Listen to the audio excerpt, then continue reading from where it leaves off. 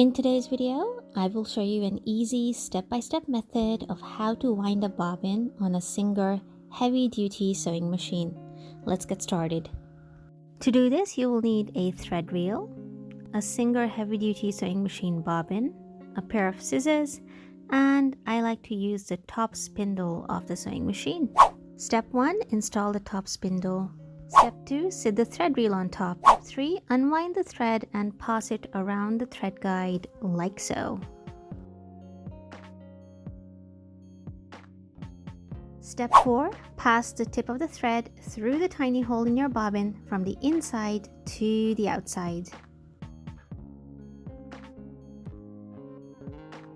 Step 5. Hold the thread end, place the bobbin on top of the bobbin winder, and snap the bobbin winder to one side until you hear a click.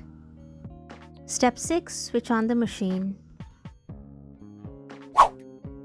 Step 7. Gently press down on the foot pedal to start winding the bobbin.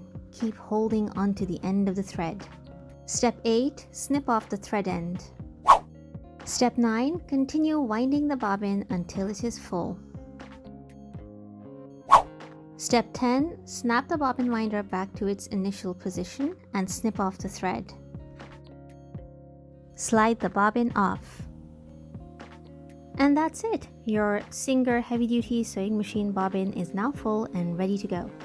To discover more about my Singer sewing machine, check out the link in the description. For your next project, click on the project links popping up on your screen. I hope you found this useful. Thank you so much for watching, and I'll see you soon. Take care. Bye.